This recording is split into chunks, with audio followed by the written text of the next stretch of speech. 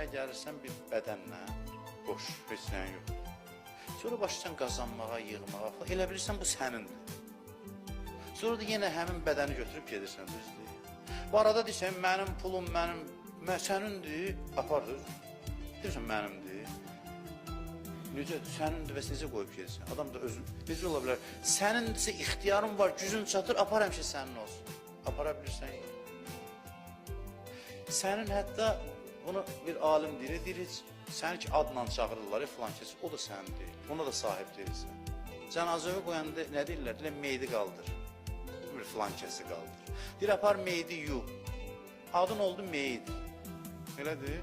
Demirlər, maşın gətirin filan kesi aparaq, deyir, gətirin meydi aparaq.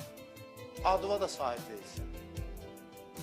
Əynində olan paltarın ixtiyar əlində deyil. Deyir ki, vərəsələr icazə verməlidir ki, kəfənin bükmək üçün yumamışdan qabaq onu cırırlar. Cıranda gərək varisindən icazə alasan. Köynəyin ixtiyar əlində deyil.